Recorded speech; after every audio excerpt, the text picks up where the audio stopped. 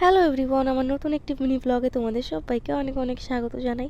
তো আজকের দিনটি ছিল মকর সংক্রান্তির। আর হচ্ছে দেখো, আমার বুনু ভোরবেলা উঠে পুজো দিয়েছে উঠোনে। আর তারপরে আমি মুখ টুক ধুয়ে খেলাম একটু ভিজনি পিঠে। এই পিঠেটা তো আমার বেশ ভালো লাগে খেতে। তোমাদের কার কার ভালো লাগে খেতে কমেন্ট করে কিন্তু জানিও। আর তারপরে হচ্ছে মা এখানে উঠোনে বড় করে একটা পর্দা এঁকে দিল। আর তারপরে অবশ্য আমি সাদা চালের গুঁড়িতে হচ্ছে রং করে দিয়েছিলাম। আর তারপরে হচ্ছে আগের দিন যে ব্রকলিটা বাজার থেকে কিনে এনেছিলাম, তো ওটাই আজকে রান্না করা হবে। তো ওটাই আমি এখন আর সাথে কিছু আলুও কেটে দিয়েছিলাম। আর তারপরে আজকে রাত্রে গিয়েছিলাম, মানে সন্ধ্যার দিকে গিয়েছিলাম আমাদের স্কুলে।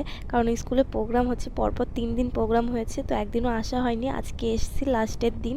তো সারেগামাপা থেকে একজন আসবে বলেছে, তো সেজন্য আর কি এসেছিলাম।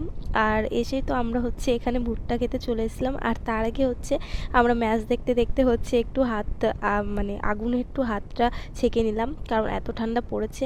আর তারপর হচ্ছে চলে গিয়েছিলাম ফুচকা খেতে। তো স্কুলে থাকতে তো অনেকই ফুচকা খাওয়া হতো, এখন তো তেমন বেশি খাওয়া হয় না।